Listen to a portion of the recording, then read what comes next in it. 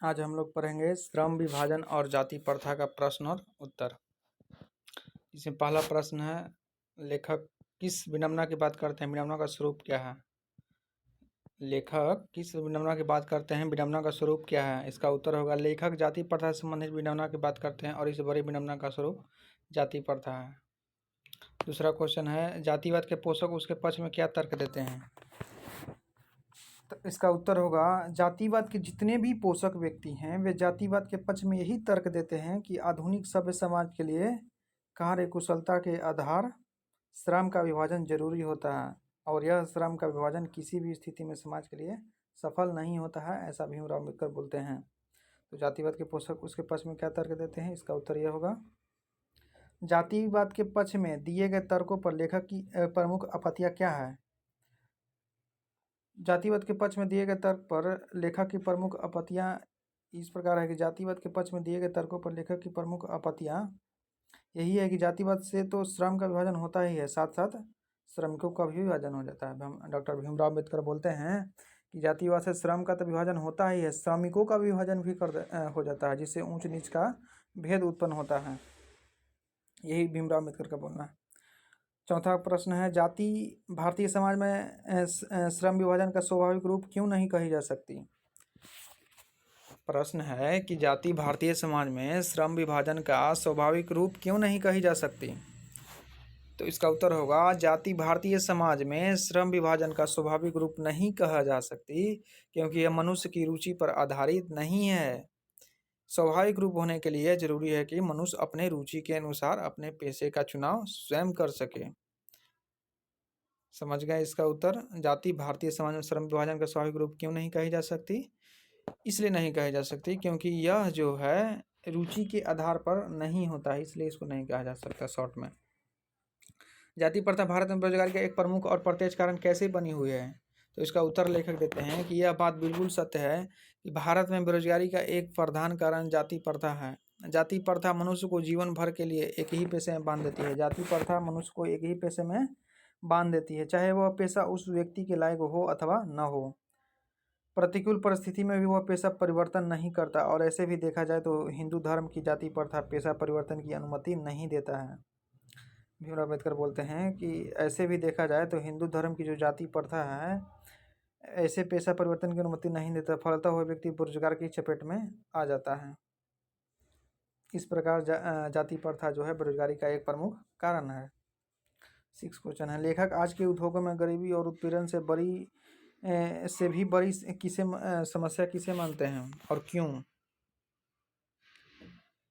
लेखक के अनुसार आज के उद्योगों में गरीबी और उत्पीड़न उतनी बड़ी समस्या नहीं है जितनी कि जाति प्रथा के कारण लोग निर्धारित कार्य को अरुचि के साथ करते हैं।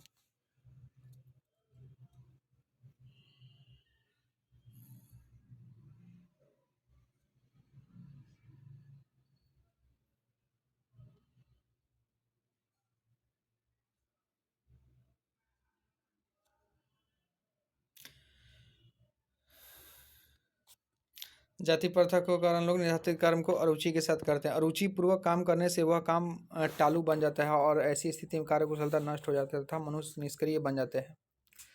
लेखक बोल रहे हैं कि उद्योगों में गरीबी उत्पीड़न से भी बड़ी समस्या जाति प्रथा है क्योंकि इसमें मनुष्य का जो होता है अरुचि के अनुसार काम करता है, जिस कारण उसका काम जो करने की प्रवृत्ति हो टालू बन जाता है, कार्य कुशलता नष्ट हो जाता है, मनुष्य निष्क्रिय बन जाता है।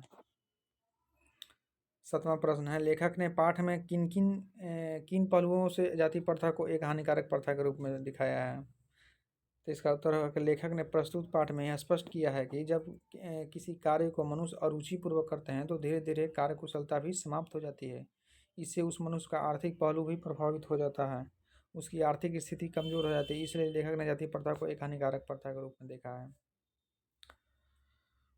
समझ गए इसका उत्तर कि लेखक ने पाठ में किन प्रमुख पहलुओं की जाति प्रथा को एक हानिकारक प्रथा के रूप में दिखाया गया है, क्योंकि यह कुशलता के आधार पर श्रम नहीं चुनता है, इस कारण से हानिकारक बताया गया है। सच्चे लोकतंत्र की स्थापना के लिए लेखक ने किन विशेषताओं को आवश्यक माना है। तो सच्चे लोकतंत्र की स्थापना के लिए लेखक ने समता, भ्रातृत्व, भाईचारा, ये सब जो गुण है आवश्यक माना गया है। इसका उत्तर है और डिटेल में अच्छा से, लेखक की दृष्टि में सच्चे लोकतंत्र की स्थापना तभी हो सकती है जब हमारे समाज में स्वतंत्रता, समानता और भाईचारे जैसी सद्भावना व्याप्त हो। इन विशेषताओं के कारण हमारा समाज उन्नत होगा और समाज के हर वर्ग के लोग दूध पानी के मिश्रण की तरह घुल मिल जाएंगे और तब एक आदर्श लोकतंत्र की स्थापना हो सकेंगी। भीमराव अम्बेडकर बोलते हैं कि जैसे दूध और पानी मिलकर एक हो जाता है, उसी प्रकार अगर समाज में भी स्वतंत्रता, समानता, भाईचारा, प्रेम, सद्भावना इत्यादि हो, तो वो भी एक दूसरे से मिलजुल कर रहेंगे। जैसे दूध और पानी मिल जाता है और दोनों एक हो जाता है, यही सच्चे लोकतंत्र की सही स्थापना होगी। अब आते हैं हिंदी व्याकरण पर, जो पाठ श्रम विभाजन जाति प्रथा में दिया गया है। विलोम शब्द, सभ्य का असभ्य, सभ्य का असभ्य, विभाजन का एकता, विभाजन का एकता मतलब उल्टा, विलोम शब्द मतलब उल्टा, किसी भी शब्द का उल्टा। जैसे ऊंच का नीच, निश्चय का अनिश्चय, निश्चय का अनिश्चय। स्वतंत्रता का परतंत्रता, स्वतंत्रता का परतंत्रता, गुण का दोष, सजग के असजग, रक्षा का विनाश, पूर्व निर्धारण के उत्तर निर्धारण, पूर्व निर्धारण के उत्तर निर्धारण। पूर्व मतलब पहले, उत्तर मतलब बाद में। जो पहले निर्धारण करेगा पूर्व निर्धारण है, जो बाद में निर्धारण करेगा उत्तर निर्धारण। अब निम्नलिखित के पर्यायवाची शब्द लिखना है। तो दूषित को क्या होगा? दूषित का पर्यायवाची शब्द मतलब उसके ही समतुल्य नाम। दूषित मतलब अस्वच्छ, मलिन। दूषित मतलब अस्वच्छ, मलिन। श्रमिक मतलब जो काम करने वाला हो, मजदूर, कर्मी। पेशा, पेशा मतलब जो हमारा रोजगार है, व्यवसाय है, या श्रम भी बोल सकते हैं। अकस्मात मतलब अचानक, सहसा। अवसर मतलब दाव, मौका। परिवर्तन का अर्थ होता है, इसका पर्यायवाची क्रांति, बदलाव, इंग्लिश में चेंज। अनुमति का होता है आदेश, आज्ञा। अनुमति का पर्यायवाची शब्द होगा आदेश, आज्ञा। सम्मान का होता है इज्जत, आदर, प्रतिष्ठा। सम्मान का क्या होता है? इज्जत, आदर, प्रतिष्ठा। इन सभी को अच्छा से आपको याद कर लेना है। ये सब ऑब्जेक्टिव में पूछे जाएंगे, ये सब बहुत ही इम्पोर्टेंट क्वेश्चन है। ठीक है, इस वीडियो में इतना ही। धन्यवाद।